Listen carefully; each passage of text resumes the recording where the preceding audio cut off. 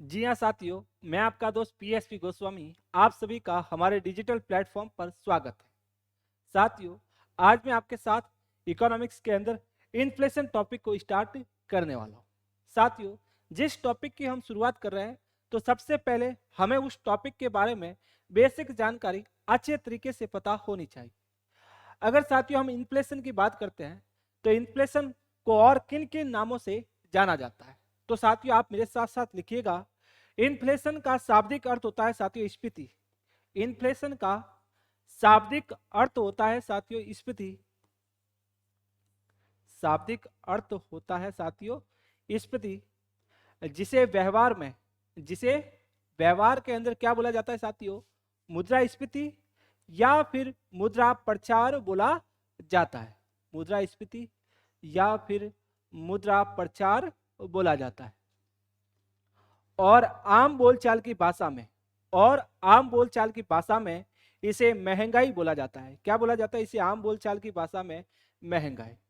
अब कोई आपसे पूछे कि इन्फ्लेशन का शाब्दिक अर्थ क्या होता है, तो इन्फ्लेशन का शाब्दिक अर्थ स्फीति होता है, और जिसे व्यवहार के अंदर मुद्रास्फीति या फिर मुद्रा प्रचार बोला जाता है। लेकिन आम बोलचाल की भाषा में इन्फ्लेशन को महंगाई के नाम से जाना जाता है। अब साथियों यहां पर मैं सिर्फ आपको एक वर्ड के अंदर बताने वाला हूं कि मुद्रास्फीति का मतलब क्या है, मुद्रा प्रचार का मतलब क्या है। यहां पर साथियों मुद्रास्फीति का मतलब हो जाएगा मुद्रा की क्रय शक्ति का कम होना। क्या बोला मैंने साथियों? मुद्रा की क्रय शक्ति का कम होना। मुद्रा की क्रय शक्ति का कम होना।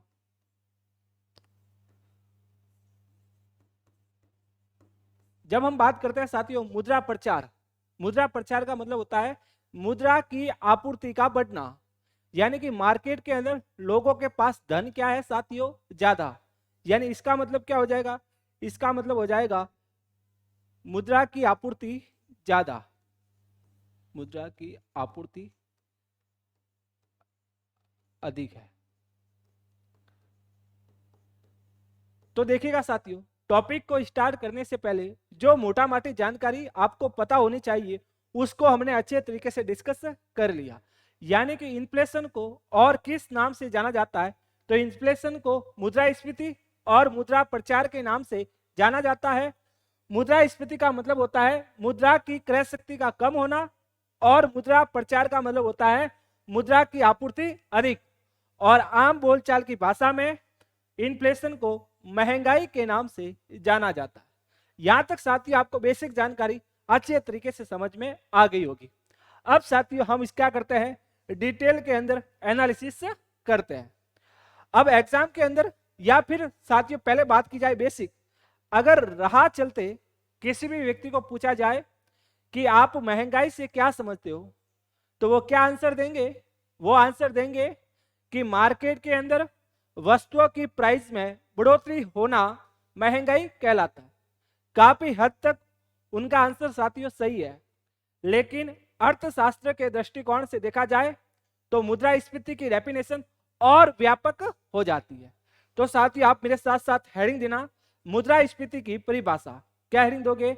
मुद्रास्फीति की परिभाषा, यानी कि डेफिनेशन ऑफ इन्फ्लेशन। अब क्या होता है वह मैं आपको अच्छे तरीके से बताने वाला हूं। किसी भी देश की अर्थव्यवस्था के अंदर, किसी भी देश की अर्थव्यवस्था के अंदर वस्तुओं एवं सेवाओं के सामान्य कीमत स्तर में निरंतर वृद्धि और मुद्रा की क्रय शक्ति का कम हो जाना मुद्रास्फीति कहलाता है। Any economy general price level of goods and service are rising continuously and purchasing power of money will be decreasing, that situation called is inflation. देखिएगा साथियों, तो मुद्रास्फीति क्या हो जाएगा? देखिएगा आप मेरे साथ साथ लिखिएगा साथियों, मुद्रास्फीति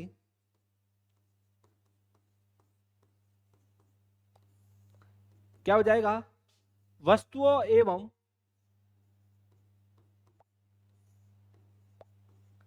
सेवाओं के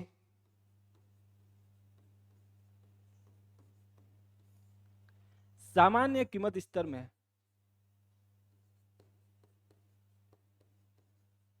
सामान्य कीमत स्तर में निरंतर वृद्धि, और क्या हो जाएगा साथियों, इसके साथ साथ मुद्रा की क्रय शक्ति का कम हो जाना, मुद्रा की क्रय शक्ति का कम हो जाना।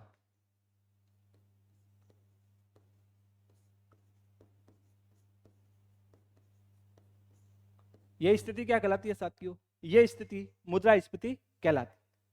अब साथियों हम क्या करेंगे, इसका डिटेल के अंदर पोस्टमार्टम करेंगे। यानी कि किसी भी देश की अर्थव्यवस्था के अंदर वस्तुओं एवं सेवाओं के सामान्य कीमत स्तर में निरंतर वृद्धि और साथ साथ मुद्रा की क्रय शक्ति का कम हो जाना, यह स्थिति मुद्रास्फीति कहलाती है। अब साथियों हम क्या करने वाले हैं, इसका डिटेल के अंदर डिस्कशन करने वाले हैं। आप मेरे साथ साथ हेडिंग देना, मुद्रा की क्रय शक्ति का कम हो जाना, मुद्रा की क्रय शक्ति का कम हो जाना।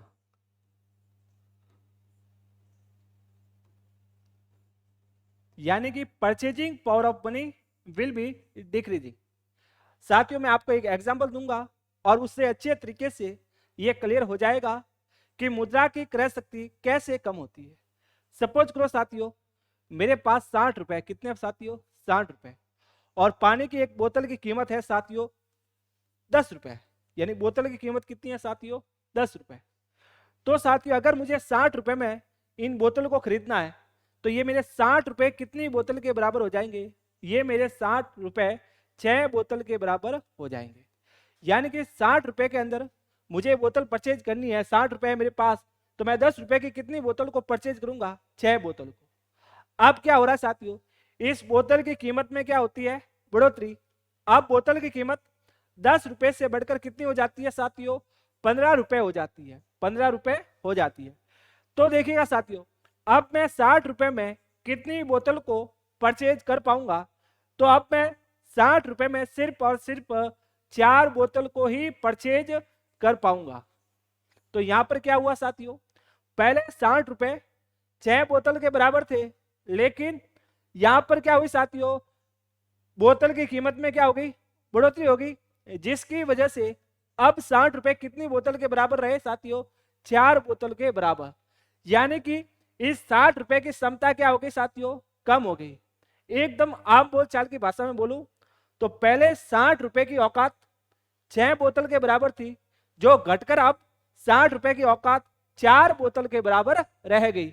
इसे ही हम क्या बोलते हैं साथियों, मुद्रा की क्रय शक्ति का कम हो जाना, यानी कि purchasing power of money will be decreasing. ये तो साथियों आपको अच्छे तरीके से समझ में आ गया होगा।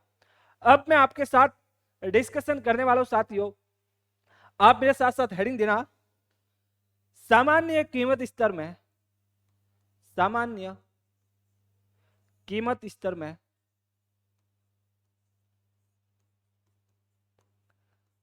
निरंतर वृद्धि, सामान्य कीमत स्तर में निरंतर वृद्धि।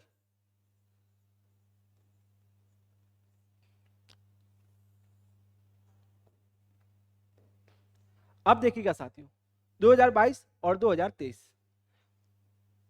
2022 के अंदर मैं सपोज करो ये वस्तु दे रखी है ए बी सी और डी, इन वस्तुओं को परचेज करने के लिए मुझे कुल कितने पैसे देने पड़ते थे साथियों, 50 रुपए, कितने साथियों 50 रुपए। लेकिन 2023 के अंदर इन वस्तुओं की प्राइस के अंदर क्या हो गया साथियों, बढ़ोतरी हो गई। यानी ए वस्तु की प्राइस 10 रुपए से बढ़कर कितनी होगी, 15 रुपए, बी वस्तु की प्राइस 20 रुपए से घटकर कितनी होगी साथियों, 15 रुपए, और सी वस्तु की प्राइस 15 रुपए से बढ़कर हो गई साथियों 25 रुपए, और डी वस्तु की प्राइस 5 रुपए से बढ़कर कितनी हो गई साथियों, 10 रुपए हो गई। तो देखिएगा आप यहां पर कितने हो गए साथियों, 65 रुपए। तो देखिएगा साथियों 2022 के अंदर मुझे इन 4 वस्तुओं को खरीदने के लिए 50 रुपए देने पड़ते थे, लेकिन 2023 के अंदर क्या हो गया साथियों, मेरी जेब के ऊपर कितना भार बढ़ गया, मेरी जेब के ऊपर 15 रुपए से अतिरिक्त भार बढ़ गया। यानी कि ये 10 रुपए की जगह कितना हो गया साथियों, वस्तु की प्राइस 15 रुपए, और बी की 20 रुपए की जगह क्या हो गई, 15 रुपए। यानी यहाँ पे मैंने लिखा है सामान्य कीमत स्तर। सामान्य कीमत स्तर का मतलब होता है साथियों औसत रूप से, क्या होता है साथियों इसका, औसत रूप से। यानी कि साथियों देखिएगा 2022 के अंदर इन वस्तुओं को खरीदने के लिए मुझे 50 रुपए की जरूरत थी, वही इन वस्तुओं में क्या होगी साथियों, बढ़ोतरी होगी कीमत के अंदर, जिसकी वजह से मुझे साथियों 2023 के अंदर इन वस्तुओं को खरीदने के लिए 65 रुपए की जरूरत है। यानी कितने से भार बढ़ गया, 15 रुपए से भार बढ़ गया। यहां पर साथियों मैं आपसे एक क्वेश्चन पूछता हूं, आप जवाब देना। क्या इन्फ्लेशन के अंदर, क्या इन्फ्लेशन के अंदर प्रत्येक वस्तु की कीमत में बढ़ोतरी होना आवश्यक है? बताइए मुझे आपसे।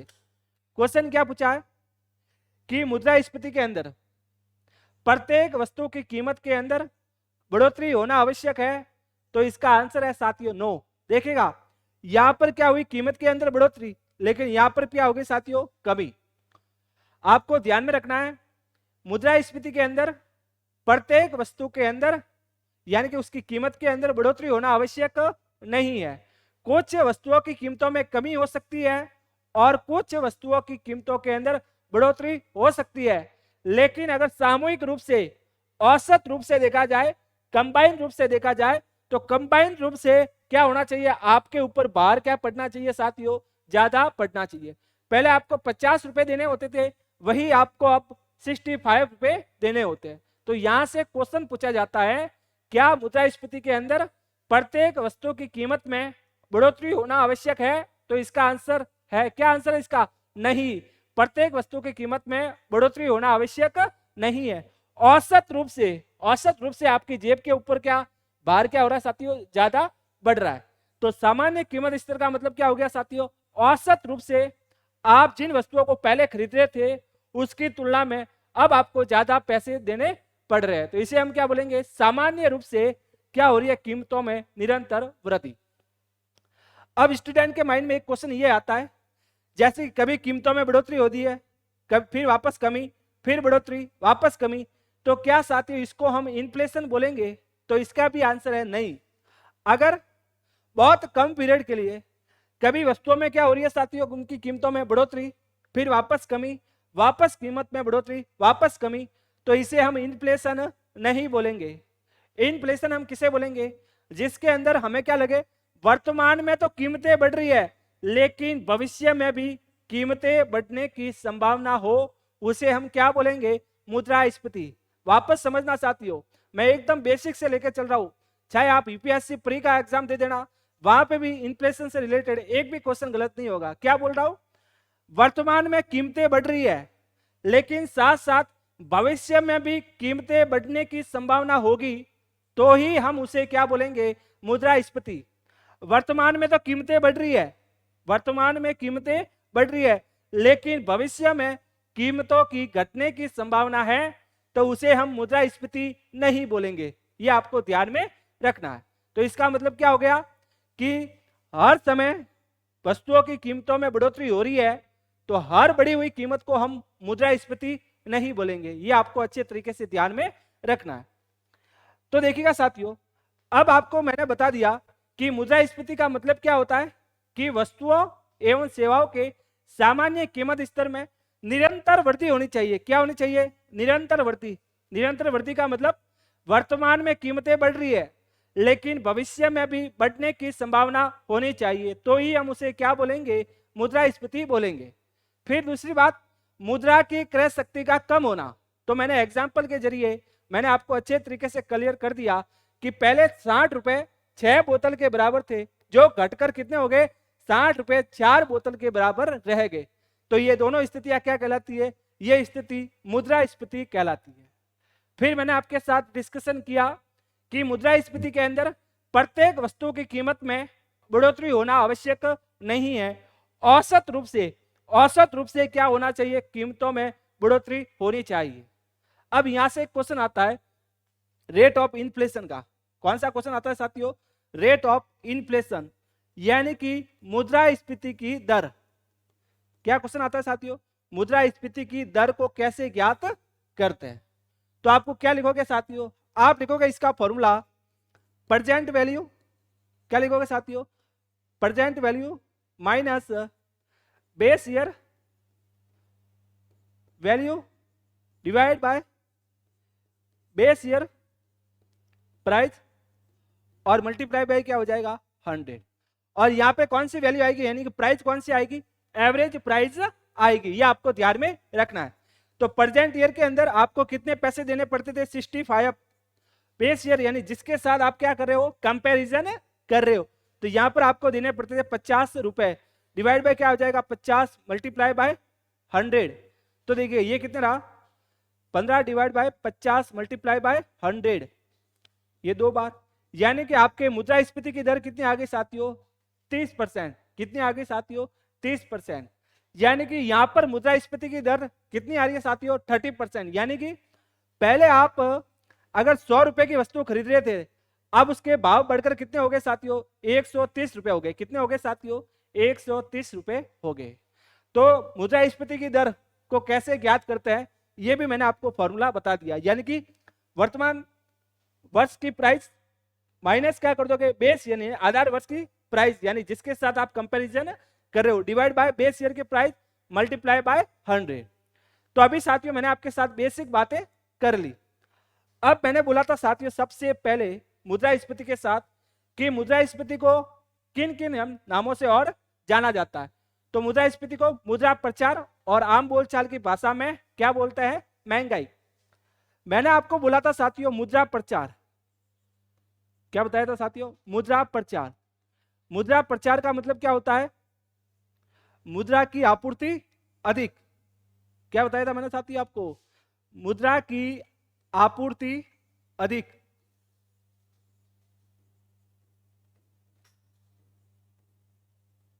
तो देखिएगा जब मार्केट के अंदर मुद्रा की आपूर्ति यानी कि सप्लाई अधिक होती है, तो भी महंगाई क्या होती है साथियों, तेज गति से बढ़ने लगती है। मैं हमेशा एक कोटेशन बोलता हूं कि जेब के अंदर पैसों की गर्मी महंगाई को बढ़ा देती है। तो इसको आप अच्छे तरीके से समझना ये कॉन्सेप्ट। अब साथियों इस कॉन्सेप्ट को समझने के लिए आपको एक और कॉन्सेप्ट समझना होता है। वह कॉन्सेप्ट है साथियों, आप मेरे साथ लिखना, वह कॉन्सेप्ट है ब्याज दरों, ब्याज दरों एवं मुद्रा की तरलता में विपरीत संबंध होता है। विपरीत संबंध होता है। इसको साथियों आप क्या कर देना, नोट लिख देना और इंपोर्टेंट कर देना, क्योंकि यहां से हर एग्जाम के अंदर क्वेश्चन आता है। मुझे आपको क्या समझाना है, मुद्रा की आपूर्ति अधिक, यानी मार्केट के अंदर लोगों के पास में क्या है साथियों, कैश ज्यादा है। साथियों ये कंसेप्ट समझाने से पहले मैं आपको एक क्वेश्चन पूछता हूं, आप मार्केट के अंदर डिमांड कब करते हो, किसी भी वस्तु की आप डिमांड कब क्रिएट करते हो, जब आपके पास में पैसे होते हैं। अगर आपकी जेब के अंदर पैसा है तब तो आप मार्केट में जाकर क्या कर दोगे साथियों, डिमांड कर दोगे, वरना देखकर दूर से ही क्या हो जाओगे, आप खुश हो जाओगे कि मेरी भी इच्छा है कि ये मेरे को क्या करनी है, कार को क्या करना है, परचेज करना है। लेकिन अगर आपकी जेब में पैसा है और आप अपनी इच्छा को फुलफिल ना करो, ऐसा हो ही नहीं सकता। ये तो क्या हमारा मानवीय स्वभाव है। अब अच्छे तरीके से समझना, यानी कि मार्केट के अंदर आप डिमांड को तभी क्रिएट कर सकते हो जब आपकी जेब के अंदर क्या होगा साथियों, पैसा होगा। आज मेरी इच्छा क्या है, मुझे BMW चाहिए, लेकिन मेरी जेब के अंदर क्या होना चाहिए, पैसा। और जैसे ही मेरी जेब के अंदर पैसा आ जाएगा तो सबसे पहले मेरी क्या करूंगा, मेरी इच्छा को मैं फुलफिल करूंगा, यानी मेरी डिजायर क्या करूंगा, मैं कंप्लीट करूंगा। तो यहां से समझना, यहां पर मैंने लिखा है साथियों, ब्याज दरों एवं मुद्रा की तरलता में विपरीत संबंध होता है। तो अब इसको अच्छे तरीके से समझना। ये मैंने ले लिया साथियों बैंक, यहां पे मैंने ले लिया RBI, और यहां पे मैंने ले ली साथियों पब्लिक, यानी कि जनता। ये साथियों कंसेप्ट बड़ा इंपॉर्टेंट है, तो आराम से समझना। जब जनता के पास में साथियों एक्स्ट्रा पैसा आ जाता है, जनता के पास में एक्स्ट्रा पैसा आ जाता है, तो वो डिपॉजिट कहाँ करवाता है साथियों, बैंक के पास क्या करता है, डिपॉजिट करवाता है। और साथ साथ में अगर पब्लिक को यानी कि जनता को पैसों की रिक्वायरमेंट होती है तो वह क्या करता है साथियों, बैंक से क्या लेता है साथियों, बैंक से वह लोन लेता है। उसी तरह साथियों बैंक के पास में जब पैसे क्या हो जाते हैं साथियों, अधिक होते हैं, तो वह आरबीआई के पास में क्या करता है साथियों, जमा करवाता है, यानी कि आरबीआई के पास में डिपॉजिट करवाता है। और साथ साथ में अगर बैंक को पैसों की जरूरत है तो वह आरबीआई से क्या लेता है साथियों, लोन लेता है, आरबीआई से क्या लेता है, लोन लेता है। अब यहां से साथियों मैं आपको एक क्वेश्चन पूछूंगा और आप खुद जवाब देना। पब्लिक के पास में कैश बहुत सारा है, पब्लिक के पास में कैश क्या है साथियों, बहुत सारा कैश है। अगर बैंक ये बोल दे कि आप बैंक के अंदर पैसा जमा करवाओगे, आप बैंक के अंदर पैसा जमा करवाओगे तो उसके ऊपर ब्याज मैं आपको सिर्फ और सिर्फ 3% की दर से क्या दूंगा, ब्याज दूंगा। तो क्या साथियों पब्लिक बैंक के अंदर पैसा इन्वेस्ट करेगी यानी कि जमा करवाएगी? Answer is no. यानी कि बैंक ब्याज कितना दे रही है, सिर्फ और सिर्फ 3%। जब बैंक डिपॉजिट के ऊपर ब्याज कम देगी तो इससे होगा क्या साथियों, इससे यह होगा कि पब्लिक पैसे को बैंक के अंदर जमा नहीं करवाएगा, पब्लिक पैसे को बैंक के अंदर जमा नहीं करवाएगा, वह अपने पास में ही रखेगा। अब समझना साथियों, मैं आप यहां पे क्या बोल रहा हूं, मुद्रा की आपूर्ति समझा रहा हूं, तो इसको समझना। मैं चाहे तरलता बोलूं, क्या बोलूं साथियों, तरलता बोलूं, चाहे मैं क्या बोलूं आपको लिक्विडिटी बोलूं, क्या बोलो साथियों आपको लिक्विडिटी बोलूं, या फिर यहाँ पे क्या बोलूं मैं शब्द ले लूं आपको काम में, मुद्रा की आपूर्ति ले लूं, यानी कि मनी सप्लाई। तीनों का मतलब क्या है साथियों, एक ही है। तीनों का मतलब किससे है, तीनों का मतलब है साथियों कैश, यानी किससे है साथियों, नकद से है। अब मैं लिक्विडिटी बोलूं, तरलता बोलूं, मुद्रा की आपूर्ति यानी मनी सप्लाई बोलूं, या फिर कैश बोलूं, इन सब का मतलब किससे है साथियों, कैश से। तो देखिएगा अब बैंक ने क्या बोला, जो भी जनता बैंक के अंदर पैसा क्या करवाएगी, डिपॉजिट करवाएगी, तो डिपॉजिट करवाने पर ब्याज कितना मिलेगा, सिर्फ 3%। तो ऐसी कंडीशन के अंदर लोग क्या करेंगे, लोग बैंक को यानी लोग पैसे को बैंक के अंदर जमा नहीं करवाकर अपने स्वयं के पास में ही रखेंगे। अगर बैंक ये बोल दे, क्या बोल दे साथियों, बैंक ये बोल दे कि कोई भी पब्लिक यानी कि कोई भी व्यक्ति बैंक के अंदर पैसा जमा करवाएगा तो डिपॉजिट के ऊपर हम उसको 20% ब्याज देंगे। कितना देंगे साथियों, 20% ब्याज देंगे। तो हर कोई व्यक्ति क्या सोचेगा अपने माइंड के अंदर, हम बिजनेस करेंगे उसमें तो क्या है, रिस्क है, और 20% रिटर्न आए इसकी क्या श्योरिटी है, तो क्यों नहीं हमारे पैसे को बैंक के अंदर डिपॉजिट किया जाए। तो जब बैंक ब्याज की दर को बढ़ाएगा, जब बैंक ब्याज की दर को बढ़ाएगा तो पब्लिक क्या करेगी, मैक्सिमम पब्लिक बैंक के अंदर क्या करेगी, पैसे को जमा करवाएगी।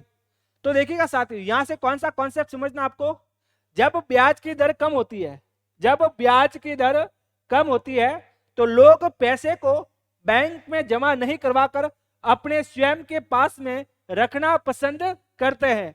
लेकिन अगर बैंक ब्याज की दर को बढ़ा दे, बैंक ब्याज की दर को बढ़ा दे तो लोग अपने स्वयं के बजाय बैंक में पैसा रखेंगे। जब लोग बैंक में पैसा रखेंगे तो क्या होगा, मार्केट के अंदर तरलता क्या हो जाएगी, कम हो जाएगी, पैसों की तरलता यानी कि लिक्विडिटी क्या हो जाएगी, कम हो जाएगी। तो क्या कंसेप्ट समझना आपको, आपको कंसेप्ट समझना है साथियों कि जब ब्याज की दर क्या होगी, ब्याज की दर अधिक होगी, ब्याज की दर अधिक होगी तो क्या होगा साथियों, मार्केट के अंदर तरलता क्या होगी, लोगों की जेब के अंदर पैसा क्या होगा, कम होगा। ज्यादातर लोग बैंक के अंदर पैसा क्या करेंगे, इन्वेस्ट करेंगे। लेकिन अगर ब्याज की दर क्या है साथियों, कम, तो लोग बैंक में पैसा जमा नहीं करवाकर अपने स्वयं के पास में रखना पसंद करेंगे। यानी कि तरलता क्या होगी, तरलता होगी साथियों अधिक, क्या होगी साथियों, तरलता क्या होगी, अधिक होगी। ये आपको समझ में आ गया सर, बड़े अच्छे तरीके से समझ में आ गया। तो अब यहां पर समझना अच्छे तरीके से एक और कंसेप्ट सॉरी।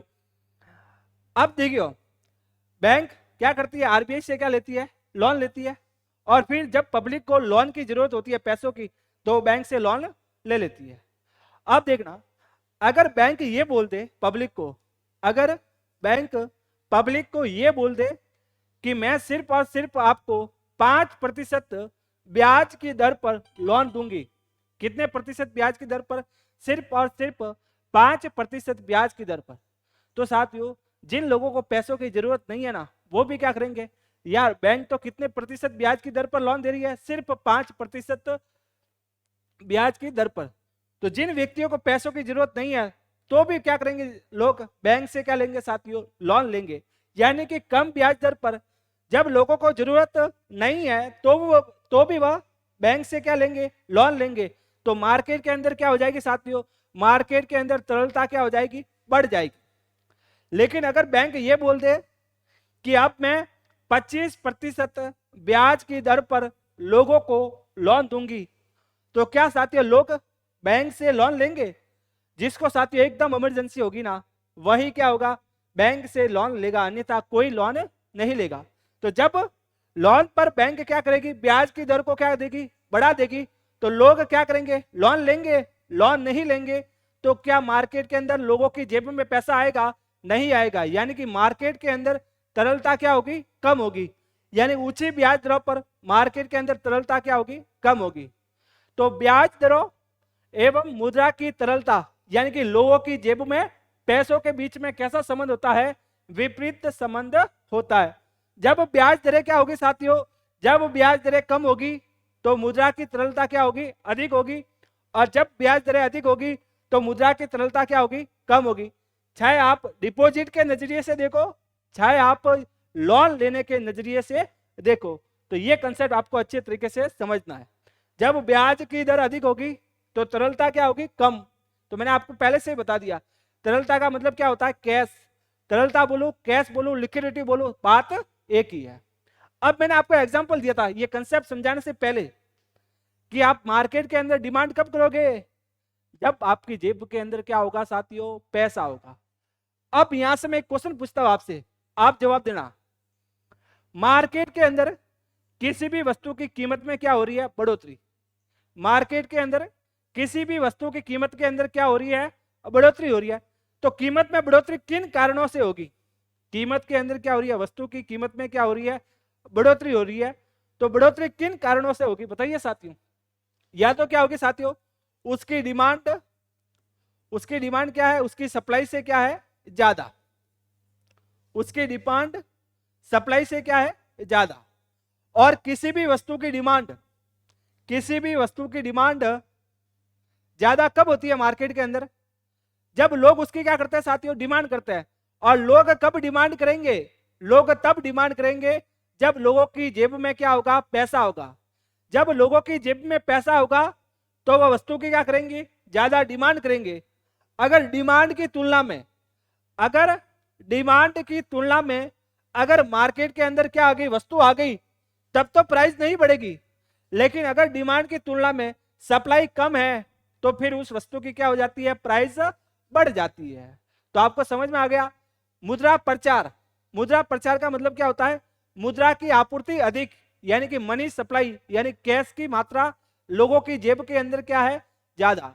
जब लोगों की जेब के अंदर पैसा होगा तो क्या होगा, जेब के अंदर पैसों की गर्मी महंगाई को बढ़ा देती है। यह आपको अच्छे तरीके से ध्यान में रखना है। और एग्जाम के अंदर क्वेश्चन क्या आता है, एग्जाम के अंदर क्वेश्चन आता है, ब्याज की दरों और मुद्रा की तरलता के बीच में विपरीत संबंध होता है। ऊंची ब्याज दरों पर मुद्रा की तरलता क्या होती है, कम होती है। और यहां पर क्या है, कम ब्याज दर पर मुद्रा की तरलता क्या होती है, अधिक होती है। तो देखिए साथियों, अभी तो सिर्फ मैंने आपको इन्फ्लेशन का अर्थ समझाया। इन्फ्लेशन का शाब्दिक अर्थ क्या होता है, स्फीति। और इसको व्यवहार में क्या बोलते हैं, मुद्रास्फीति। मुद्रास्फीति मतलब क्या होती है साथियों, मुद्रा की क्रय शक्ति का कम हो जाना। और मुद्रा प्रचार, मुद्रा प्रचार का मतलब होता है मुद्रा की आपूर्ति मार्केट के अंदर क्या है, ज्यादा है। जब लोगों के पास में पैसा ज्यादा हो गए तो लोग क्या करेंगे, लोग मार्केट के अंदर डिमांड ज्यादा से ज्यादा क्या करेंगे, क्रिएट करेंगे, जिससे वस्तुओं की प्राइस क्या होगी, बढ़ेगी।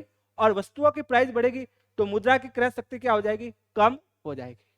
तो बेसिक बात है आपको अच्छे तरीके से समझ में आ गई। क्या इन्फ्लेशन के अंदर प्रत्येक वस्तु की कीमत में बढ़ोतरी होना आवश्यक है? Answer is no. प्रत्येक वस्तु की कीमत में बढ़ोतरी होना आवश्यक नहीं है। सामूहिक रूप से यानी कि औसत रूप से वस्तुओं की कीमत में बढ़ोतरी होनी चाहिए। तो यहां तक तो आपको शानदार तरीके से समझ में आ गया होगा। तो देखिएगा साथियों, अब मैं आपको पीडीएफ से रीड करवाता हूं ताकि आपको अच्छे तरीके से समझ में आ जाएगा। तो देखो, सबसे पहले मैंने आपके साथ बात की थी यानी कि मुद्रास्फीति की परिभाषा। तो उसमें क्या बोला था मैंने आपको, जब किसी भी देश की अर्थव्यवस्था के अंदर वस्तुओं एवं सेवाओं के सामान्य कीमत स्तर में निरंतर क्या होनी चाहिए साथियों, वृद्धि। ऐसा नहीं कि वर्तमान में कीमतें बढ़ रही है लेकिन भविष्य में घटने की संभावना है, तो उसे हम मुद्रास्फीति नहीं बोलेंगे। वर्तमान में कीमतें बढ़ रही है और भविष्य में भी बढ़ने की संभावना होनी चाहिए, तो उसे हम क्या बोलेंगे, उसे हम इन्फ्लेशन बोलेंगे। साथ साथ में परचेजिंग पावर ऑफ मनी, मुद्रा की क्रय शक्ति क्या होना, कम होना। तो ये मैंने आपको एक अच्छे पिक्चर के साथ समझा दिया। वस्तुओं की प्राइस बढ़ रही है और मुद्रा की क्रय शक्ति क्या हो रही है साथियों, कम हो रही है, तो इसे हम क्या बोलते हैं, मुद्रास्फीति बोलते हैं। फिर देखिएगा साथियों, अर्थ मुद्रास्फीति का अर्थ क्या होता है, मुद्रा के मूल्य में कमी होना अथवा मुद्रा की क्रय शक्ति में कमी होने से है।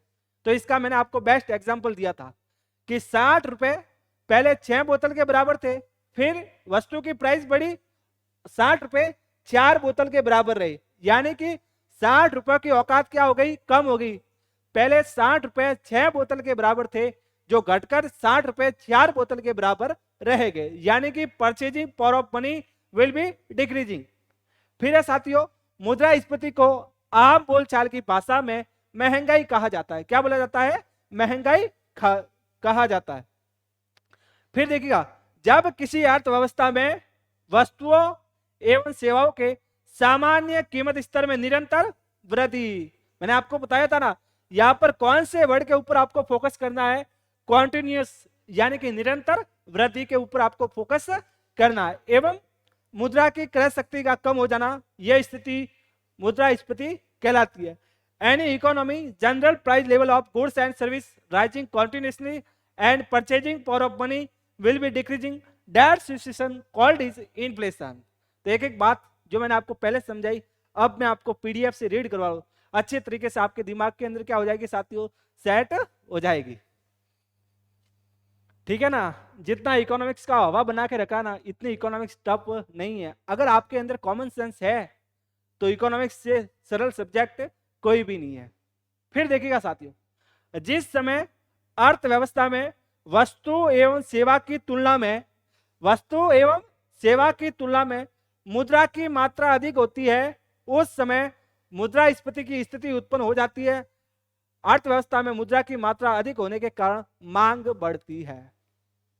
तो साथियों, मैंने आपको जो कॉन्सेप्ट बताया था ना, ब्याज दरों एवं मुद्रा की तरलता वाला, तो यहाँ पे क्या बोल रहा है कि जिस समय अर्थव्यवस्था में वस्तु एवं सेवा की तुलना में मुद्रा की मात्रा अधिक होती है, वस्तुओं की तुलना में लोगों के पास में क्या होंगे साथियों, पैसे क्या होंगे, ज्यादा होंगे। जब लोगों के पास में पैसे ज्यादा होंगे तो लोग क्या करेंगे, मार्केट के अंदर डिमांड ज्यादा करेंगे। जब डिमांड ज्यादा करेंगे तो उस वस्तु की प्राइस क्या हो जाएगी साथियों, बढ़ जाएगी। तो क्या बोला, मुद्रास्फीति की स्थिति उत्पन्न हो जाती है। अर्थव्यवस्था में मुद्रा की मात्रा अधिक होने के कारण मांग बढ़ जाती है। सीधी सी बात है, जेब के अंदर पैसों की गर्मी महंगाई को बढ़ा देती है।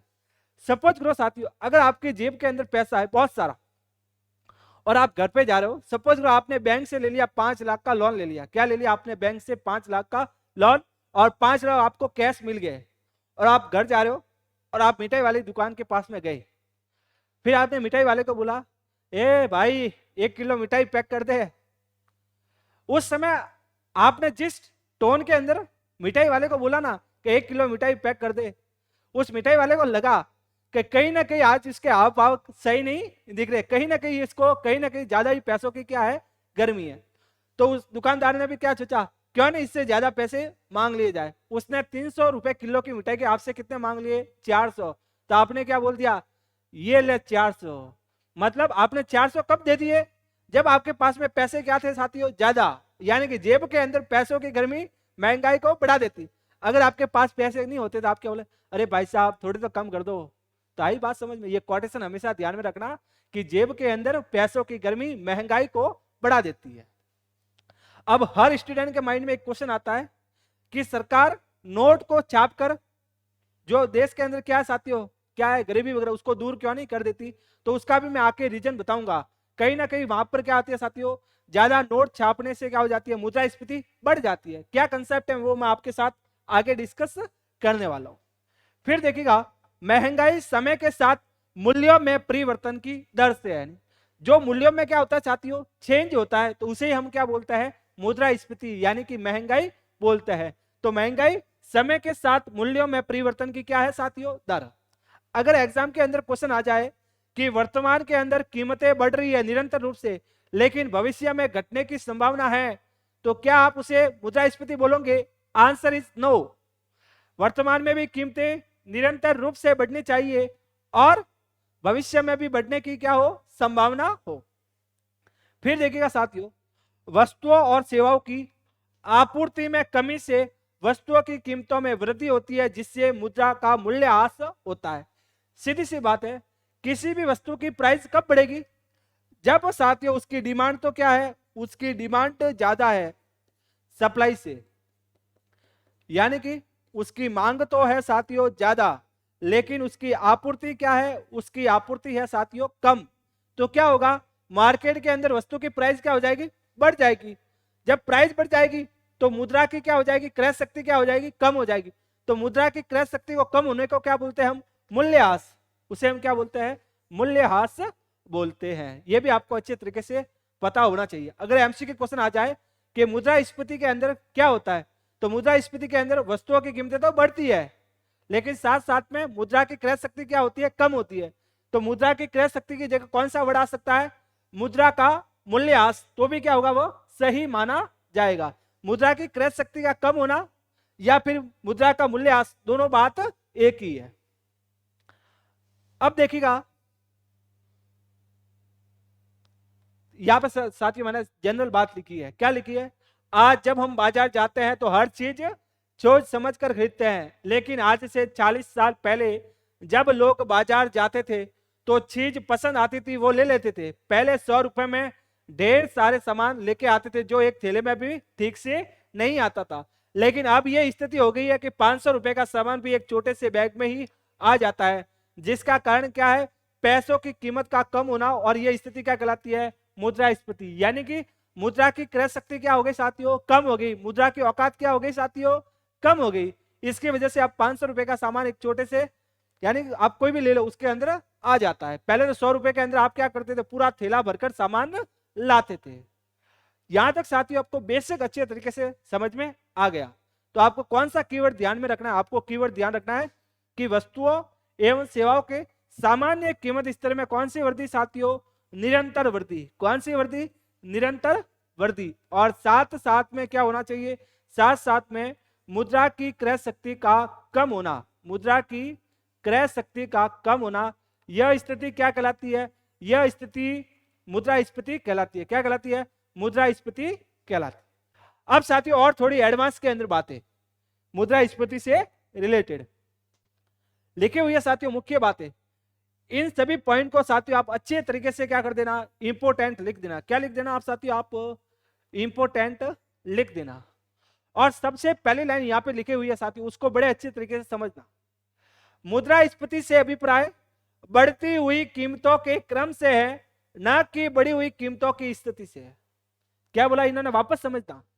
मुद्रास्फीति से अभिप्राय बढ़ती हुई कीमतों के क्रम से है, न कि बढ़ी हुई कीमतों की स्थिति से है। अब इस लाइन से आपको पूरा का पूरा इन्फ्लेशन का करक समझ में आ जाएगा साथियों। और ये लाइन सबसे इंपॉर्टेंट है। अगर इस लाइन को आपने ध्यान में रख लिया तो आपका इन्फ्लेशन का कभी भी कोई भी क्वेश्चन गलत नहीं होगा। देखिएगा साथियों, यह मैंने एक ले लिया एवरेज प्राइस। क्या ले लिया साथियों, सामान्य कीमत स्तर।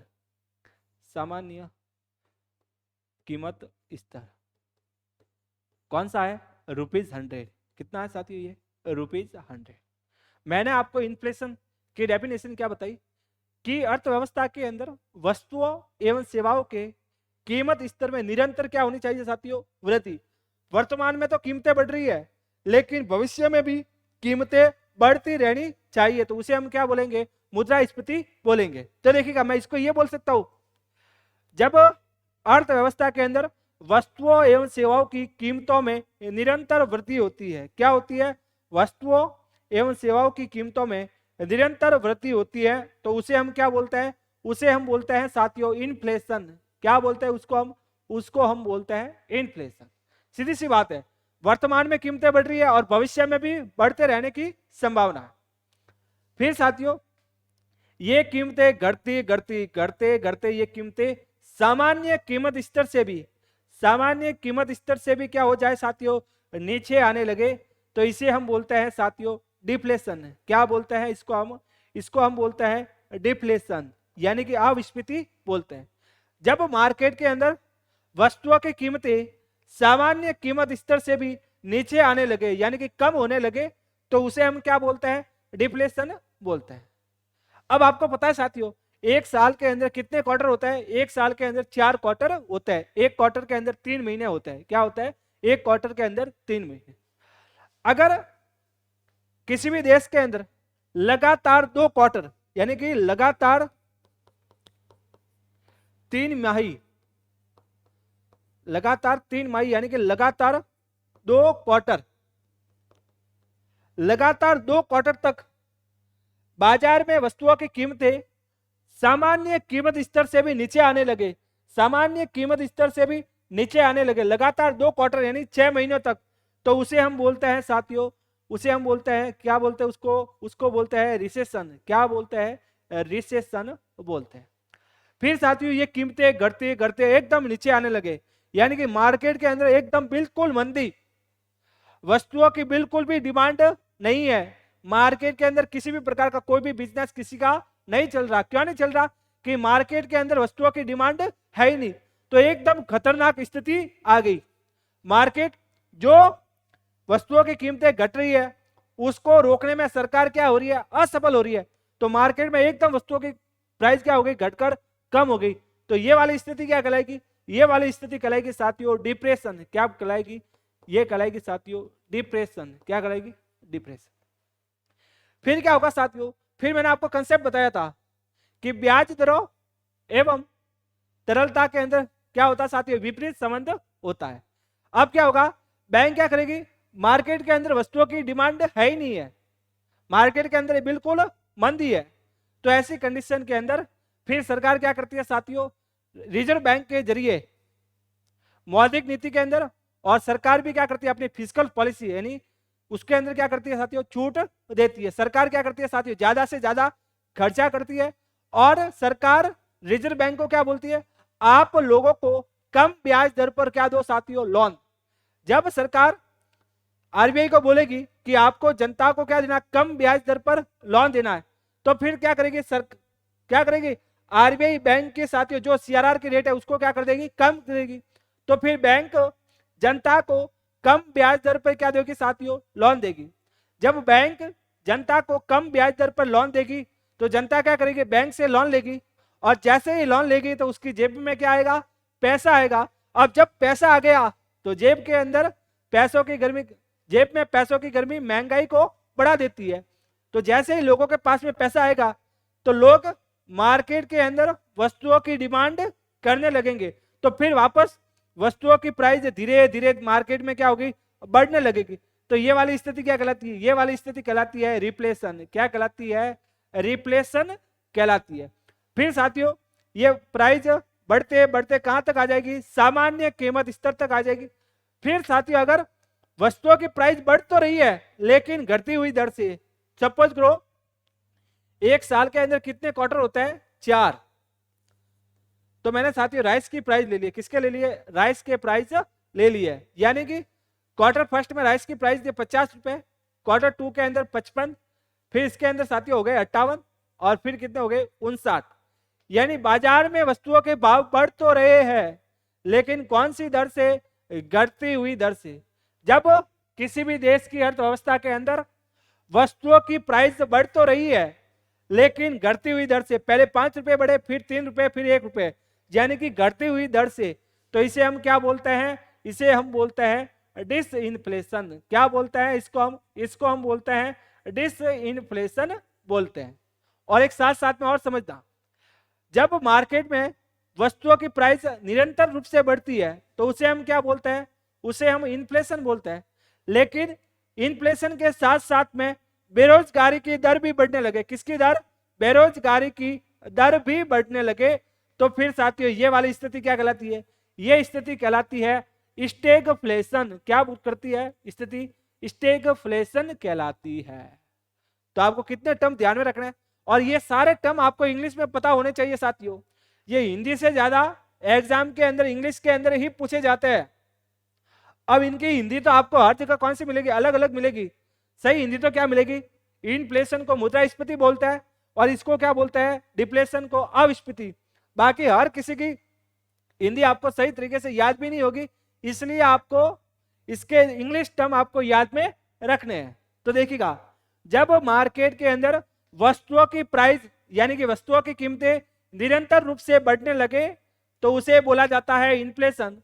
और वस्तुओं की प्राइस घटते घटते सामान्य कीमत स्तर से भी नीचे आने लगे तो उसे डिप्लेशन बोला जाता है। अगर लगातार 2 क्वार्टर तक यानी कि 6 महीनों तक बाजार में वस्तुओं की कीमतें घट रही हो तो उसे हम क्या बोलते हैं? रिसेशन। और सरकार वस्तुओं की कीमत जो कम हो रही है उसको रोकने में असफल हो रही है, मार्केट के अंदर बिल्कुल क्या हो गई साथियों? मंदी आ गई, तो उसे हम क्या बोलेंगे? उसे हम डिप्रेशन बोलेंगे। और फिर धीरे धीरे क्या बोलेंगे? सरकार क्या बोलेगी? मौद्रिक नीति में क्या करेगी? परिवर्तन करेगी आरबीआई के द्वारा।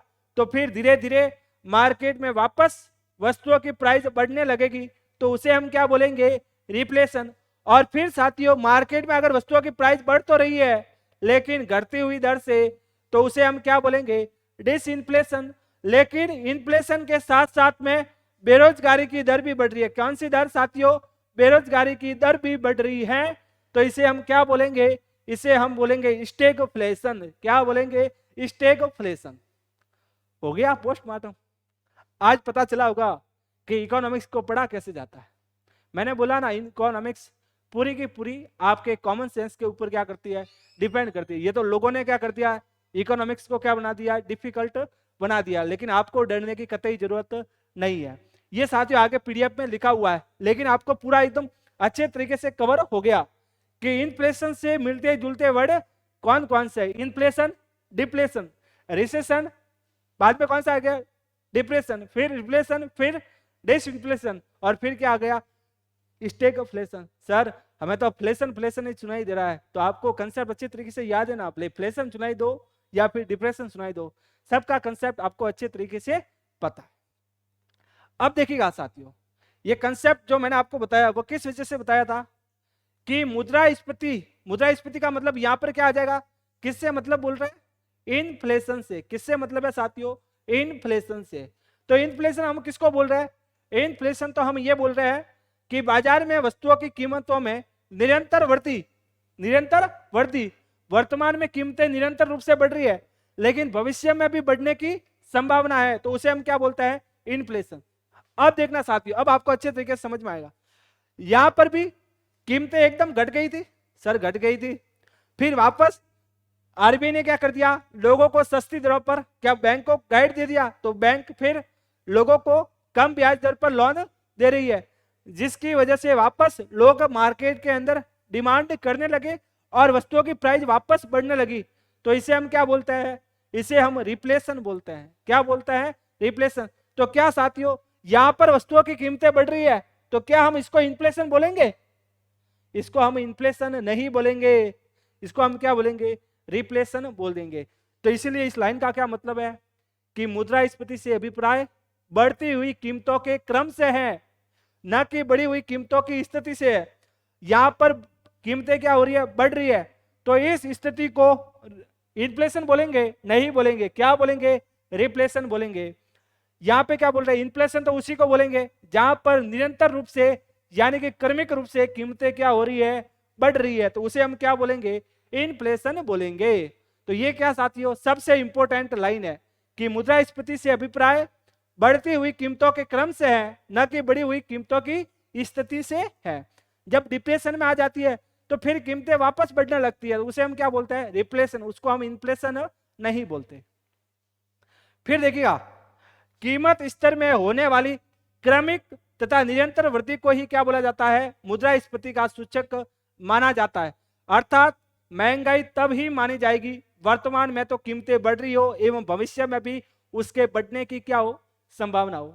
साथियों, मैं एक एक वर्ड जो बोल रहा हूं ना, आपको कहां पर मिलेगा, पीडीएफ के अंदर मिल जाएगा एकदम डिटेल के अंदर। आज हम क्या कर रहे हैं, इन्फ्लेशन का पोस्टमार्टम कर रहे हैं। तो ये लाइन तो सबसे इंपॉर्टेंट है। अब इस लाइन को समझाने के लिए मुझे क्या बताना पड़ा आपको, इन्फ्लेशन बताना पड़ा, डिफ्लेशन बताना पड़ा, रिसेशन, डिप्रेशन, रिफ्लेशन, डिसइन्फ्लेशन और स्टैगफ्लेशन आपको बताना पड़ा।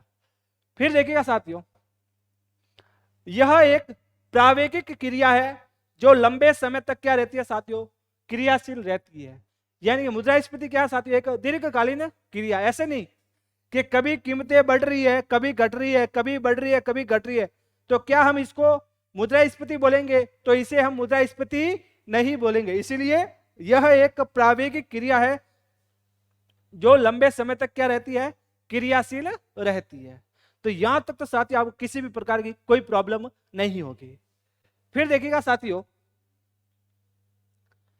जिन लोगों के पास नकदी यानी कि कैश है वे महंगाई को पसंद नहीं करते क्योंकि यह उनकी नकदी के मूल्य को कम कर देते हैं। भाई साहब, जिनके पास में कैश क्या होगा, बहुत बड़ी मात्रा के अंदर क्या होगा साथियों, उनके पास में कैश है। और मार्केट के अंदर क्या है साथियों, इन्फ्लेशन तेजी से बढ़ रहा है, यानी कि मार्केट के अंदर महंगाई तेजी से बढ़ रही है। तो इससे होगा क्या साथियों, इसके होगा क्या, इससे उनके जो भी पैसे हैं तो मुद्रा की क्रय शक्ति क्या हो जाएगी, कम हो जाएगी।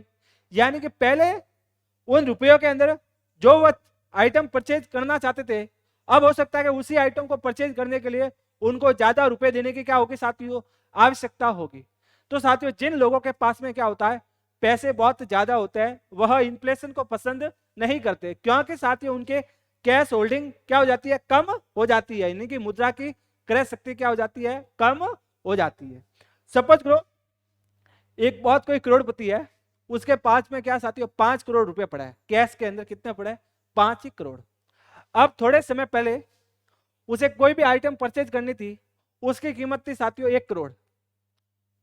अगर उसके पास में 5 करोड़ थे तो उस आइटम को परचेज करना, सपोज करो इसको कौन सी गाड़ी, अपने साथियों ऑडी कार को क्या करना था साथियों, परचेज करना था, एकदम लेटेस्ट वर्जन, उसकी प्राइस थी 1 करोड़। तो 5 करोड़ के अंदर वो कितनी गाड़ियां परचेज कर सकता था, 5 गाड़ियां। लेकिन फिर क्या हो गया, मार्केट के अंदर क्या हो गई, महंगाई। अब इसकी प्राइस क्या होगी, बढ़कर कितनी होगी साथियों, ज्यादा होगी।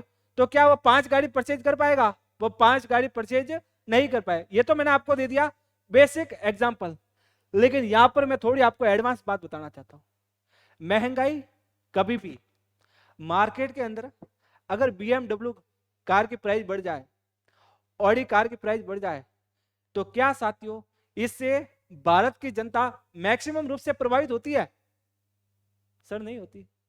अब आप और हमारा एग्जांपल ले लीजिए, अगर आज ऑडी कार की कीमत 1 करोड़ है, उसकी जगह अगर 1.5 करोड़ हो जाए तो आपके ऊपर क्या प्रभाव पड़ जाएगा, क्या हमारे ऊपर क्या पड़ जाएगा, नहीं पड़ेगा। यानी मुद्रास्फीति के अंदर कभी भी लग्जरियस आइटम को शामिल नहीं किया जाता। वापस समझना, मुद्रास्फीति के अंदर कभी भी लग्जरियस आइटम को शामिल नहीं किया जाता। यानी कि जब भी हम मुद्रास्फीति को क्या करते हैं साथियों, उसकी गणना करते हैं। मैं आपको बताऊंगा आगे CPI और WPI, consumer price index, wholesale price index. लेकिन यहां पर मैंने एग्जांपल लिया तो उसका मैं क्या दे दूं आपको, स्पष्टीकरण दे दूं कि मुद्रास्फीति के अंदर लग्जरियस आइटम को कवर नहीं किया जाता। मैक्सिमम उन आइटम को कवर किया जाता है साथियों जिन वस्तुओं का प्रयोग दैनिक रूप से ज्यादातर जनता करती हो। तो वो कौन से गुड्स आएंगे साथियों, कंज्यूमर गुड्स आते हैं, वो हम आगे डिस्कस करने वाले हैं। तो यहां तक तो आपको समझ में आ गया कि जिन लोगों के पास में कैश ज्यादा होता है वह इन्फ्लेशन यानी कि महंगाई को पसंद नहीं करते क्योंकि उनकी कैश होल्डिंग की मुद्रा की ताकत क्या हो जाती है, कम हो जाती है। अब देखिएगा साथियों, ये सबसे इंपॉर्टेंट है, एग्जाम के अंदर पूछ सकते हैं आपसे, कौन सा, कि मुद्रास्फीति से रिलेटेड किसने परिभाषा दी थी। तो आर्थिक मामलों संबंधी मंत्रिमंडलीय समिति ने वर्ष 2009 में मुद्रास्फीति को दो आधारों पर परिभाषित किया। किसने साथियों? आर्थिक मामलों संबंधी मंत्रिमंडलीय समिति ने 2009 में दो आधारों पर मुद्रास्फीति को परिभाषित किया। सर 2 आधार तो हमें अच्छे तरीके से पता है, क्या है बता दो मुझे। सर सीधी सा, क्या? वस्तुओं की कीमतों में निरंतर वृद्धि और दूसरा मुद्रा की क्रय शक्ति के अंदर गिरावट। तो देखिएगा एक महीने में, यहां पर क्या ध्यान रखना आपको, समय अवधि, एक महीने में वस्तु एवं सेवाओं के मूल्य में औसत वृद्धि, यानी सामान्य रूप से कीमतों में निरंतर वृद्धि, और दूसरा है एक महीने में मुद्रा की क्रय शक्ति में औसत गिरावट। जब ये दोनों स्थितियां एक साथ पाई जाती है तो उसे मुद्रास्फीति कहते हैं। ये आपको सीधी सी बात ध्यान रखनी है, क्या जोड़ना आपको, सिर्फ और सिर्फ समय अवधि ध्यान रखनी है। एक महीने के अंदर वस्तुओं की कीमतों में औसत वृद्धि और एक महीने के अंदर मुद्रा की क्रय शक्ति में औसत गिरावट, ये दोनों स्थितियां एक साथ पाई जाती है तो उसे हम क्या बोलते हैं? इन्फ्लेशन बोलते हैं। अब यहां पे बोला गया साथियों मुद्रास्फीति की जांच। तो मैंने आपको क्या बोला था, क्या मुद्रास्फीति के अंदर प्रत्येक वस्तु की कीमत में बढ़ोतरी होना आवश्यक है? तो इसका आंसर है नहीं, प्रत्येक वस्तु की कीमत में बढ़ोतरी होना आवश्यक नहीं है। लेकिन अगर औसत रूप से क्या हो रही है साथियों, कीमतें बढ़ रही है, तो उसे हम क्या बोलेंगे? मुद्रास्फीति बोलेंगे। तो देखिएगा कीमत स्तर में होने वाली प्रत्येक वृद्धि को मुद्रास्फीति नहीं कहा जाता, यानी कि औसत रूप से, कंबाइंड रूप से उनकी प्राइस में क्या होनी चाहिए? बढ़ोतरी होनी चाहिए। फिर देखिएगा मंदी के समय में जब मूल्य स्तर असामान्य रूप से गिरता है, उस स्थिति में सरकार ब्याज के विभिन्न मापदंडों, नकद आरक्षित अनुपात आदि मौद्रिक नीति के परिवर्तन के साथ बाजार में नकदी के प्रवाह को क्या देती है साथियों? धक्का देती है। जब मार्केट में एकदम मंदी की स्थिति आती है, उस समय वस्तुओं की प्राइस एकदम गिर जाती है और वस्तुओं की डिमांड भी नहीं होती। ऐसी कंडीशन के अंदर सरकार आरबीआई को बोलती है आप अपनी मौद्रिक नीति में क्या करो? परिवर्तन करो। फिर बैंक जनता को कम ब्याज दर पर क्या देती है? लोन देती है। फिर लोगों की जेबों में क्या आते हैं? पैसे। जब पैसे आते हैं तो जेब में पैसों की क्या हो गई? गर्मी। तो मार्केट में क्या करेंगे? Demand create. जब डिमांड क्रिएट होगी तो वस्तुओं की प्राइस वापस धीरे धीरे बढ़ने लगती है, उसे हम क्या बोलते हैं? रिफ्लेशन बोलते हैं। तो नकदी के प्रवाह को धक्का देती है, इससे उत्पाद की मांग बढ़ जाएगी और कीमतें पहले की तुलना में अधिक होगी। इस स्थिति को मुद्रास्फीति नहीं कहा जाता। इस स्थिति को क्या बोला जाता है? सर अभी तो हमें अच्छे तरीके से पता है, क्या पता है सर? इसे रिफ्लेशन कहा जाता है। वाह वाह, आ गया मजा। इकोनॉमिक्स पढ़ा कैसे जाता है? एकदम प्रैक्टिकल वे से पढ़ा जाता है। फिर देखिएगा साथियों, अब 2 एमसीक्यू लेके आया हो आपके साथ। ये तो आपके किसी के गलत नहीं होने चाहिए, एकदम बेसिक है। आगे लेक्चर के अंदर मैं एडवांस एमसीक्यू आपके सामने लेके आऊंगा। जो भी मैं कंसेप्ट आपको पढ़ाऊंगा उससे रिलेटेड सारे एमसीक्यू आपके साथ डिस्कस करूंगा लेक्चर के साथ ही। बताइए मुझे मुद्रास्फीति से क्या अर्थ है? मुद्रास्फीति का ऑप्शन नंबर ए, वस्तुओं एवं सेवाओं के मूल्य में वृद्धि। वृद्धि देखते सीधा टिक मत करना। मैंने आपको क्या बोला था? जब भी मुद्रास्फीति आए आपको क्या ध्यान में रखना है? सामान्य कीमत स्तर में निरंतर वृद्धि। क्या ध्यान में रखोगे? किसके ऊपर फोकस होगा? निरंतर वृद्धि के ऊपर। मांग बढ़ने पर वस्तुओं की आपूर्ति बढ़ाना नहीं, वस्तुओं एवं सेवाओं के सामान्य कीमत स्तर में सतत यानी कि निरंतर वृद्धि। हाँ सर आपने बोला था ना निरंतर वृद्धि, तो क्या हो जाएगा इसका आंसर? ऑप्शन नंबर सी। क्या हो जाएगा? Option number C. फिर है जब अर्थव्यवस्था में मुद्रास्फीति अधिक होती है, जब मार्केट में क्या होती है? इन्फ्लेशन यानी कि महंगाई अधिक होती है, तो अर्थव्यवस्था में मुद्रा की आपूर्ति, इसको लिखना साथियों आपूर्ति, क्या लिखोगे आप? मुद्रा की आपूर्ति पर क्या प्रभाव पड़ता है? तो मुद्रा की आपूर्ति क्या होती है? मार्केट के अंदर महंगाई कब बढ़ती है? जब मार्केट के अंदर में मुद्रा की आपूर्ति यानी कि मुद्रा की तरलता यानी कि लोगों के पास में कैश क्या होता है? ज्यादा होता है। तो कोई फर्क नहीं पड़ता, ये ऑप्शन गलत है। मुद्रा की आपूर्ति, पूर्ति की जगह आप क्या देखना साथियों? आपूर्ति देखना। क्या देखना आप? इसको आप लिखना आपूर्ति यानी कि मनी सप्लाई, इसको भी आप देखना आपूर्ति। मुद्रा की आपूर्ति घट जाती है या मुद्रा की आपूर्ति बढ़ जाती है? Sir option number C. आपने तो बताया जब लोगों की जेब में क्या होंगे? पैसे होंगे, तो वह क्या करेंगे? मार्केट के अंदर डिमांड ज्यादा करेंगे। डिमांड ज्यादा करेंगे तो क्या हो जाएगी साथियों? प्राइस बढ़ने लगेगी। तो इसका क्या हो जाएगा, ऑप्शन नंबर सी। अब जस्ट 5 मिनट के अंदर, अभी जो मैंने आपको इन्फ्लेशन का सिर्फ बेसिक बताया है और इतना डिटेल में आपने कहीं नहीं पढ़ा होगा, अब जस्ट 5 मिनट के अंदर मैं आपको रिवाइज करवाता हूं। देखो, जब भी हम मुद्रास्फीति की बात करेंगे तो सबसे पहले आपको ध्यान में रखना है वस्तुओं एवं सेवाओं के सामान्य कीमत स्तर में निरंतर वृद्धि और साथ साथ में मुद्रा की क्रय शक्ति का कम हो जाना। जब ये दोनों स्थिति एक साथ पाई जाती है तो उसे हम क्या बोलते हैं, इन्फ्लेशन। क्या इन्फ्लेशन के अंदर प्रत्येक वस्तु की कीमत में बढ़ोतरी होना आवश्यक है? Answer is no. प्रत्येक वस्तु की कीमत में बढ़ोतरी होना आवश्यक नहीं है। औसत रूप से यानी कि कंबाइंड रूप से कीमतों में क्या होना चाहिए, बढ़ोतरी होना चाहिए। फिर मुद्रा की क्रय शक्ति को मैंने आपको एक एग्जांपल के जरिए समझा दिया था। फिर वर्तमान में तो कीमतें बढ़ रही है लेकिन भविष्य में भी बढ़ने की संभावना होनी चाहिए, तो उसे हम क्या बोलेंगे, मुद्रास्फीति।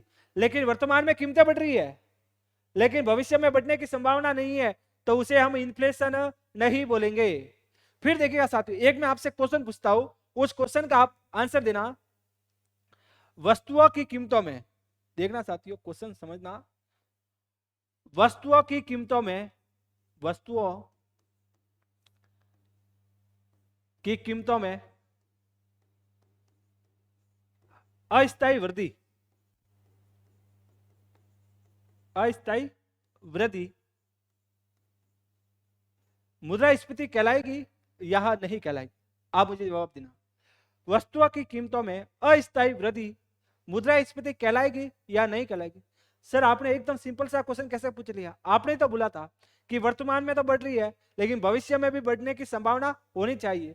और मुद्रास्फीति क्या है साथियों, एक दीर्घकालिक प्रक्रिया है। क्या है? एक दीर्घकालिक प्रक्रिया है। तो अस्थायी वृद्धि को हम मुद्रास्फीति नहीं बोलेंगे, अस्थायी वृद्धि को हम इन्फ्लेशन साथियों नहीं बोलेंगे। आपको ध्यान में रखना है।